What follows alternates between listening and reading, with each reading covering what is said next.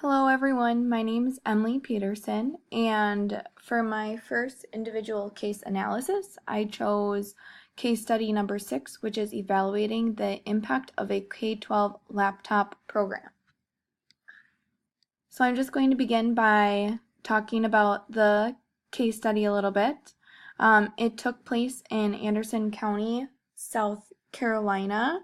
This is a very small rural community in South Carolina. So Bradley Cook was the CEO of the Hillendale Textiles Company, and he was a very active supporter in this county for the school districts, and he provided the school with many things, and he decided to start a laptop program, but he didn't want to just implement the laptops in all the grades right away because he wanted to make sure that implementing the laptops were successful. So he decided to test the effectiveness of integrating laptops by choosing 8 fifth grade classes, and then he implemented the laptops in those 8 fifth grade classes just for a pilot program. So the whole purpose of this pilot laptop program was to improve student learning, which is the first one, and then the second one was to increase employee loyalty. So he wasn't an actual educator, so he put Tina Sears, who was the district's technology coordinator, he put her in charge. So she was kind of running this whole program. He was funding it, but she's running it. So he gave her 1 year to implement the laptops and to prove that they were successful by improving student learning and increasing employee loyalty. So then after school was out, Tina conducted a laptop evaluation report and then she sent it to Mr. Cook. So the report included videos and it also included surveys from teachers, students, and parents to see how they felt about the laptops. By the end of the year, Tina was very happy. She thought that the laptops were very successful. The teachers loved it. The students loved it. The parents loved it.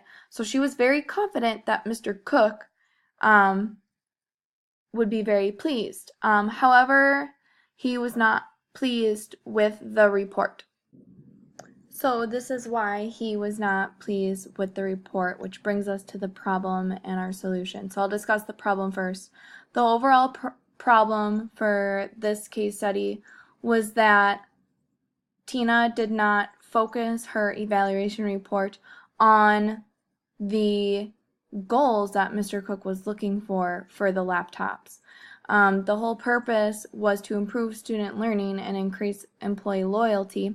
However, Tina submitted surveys and she submitted videos. So she did not actually give Mr. Cook data-driven evidence of student improvement. It was more just opinions.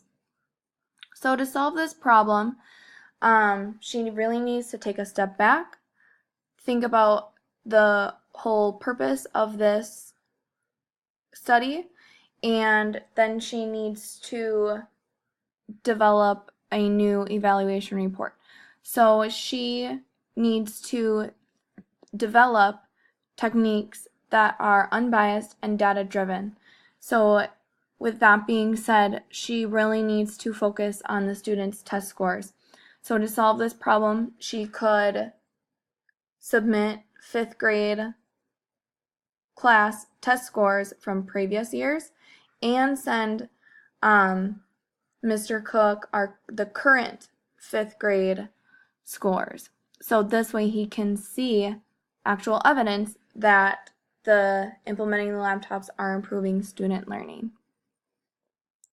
So I was just doing some research to support my solution, and there is a data-driven approach for student learning. So basically what it is teachers define what they're measuring, then they measure it through an assessment or testing, and then they analyze those test scores and think about ways that they can improve those test scores. So I did find an article, and it says that the data-driven educational decision-making refers to the process by which educators examine assessment data to identify students' strengths and deficiency and apply those findings to practice. So with that being said, I believe it is crucial for Tina to use this data-driven approach and show that to Mr. Cook for the following year.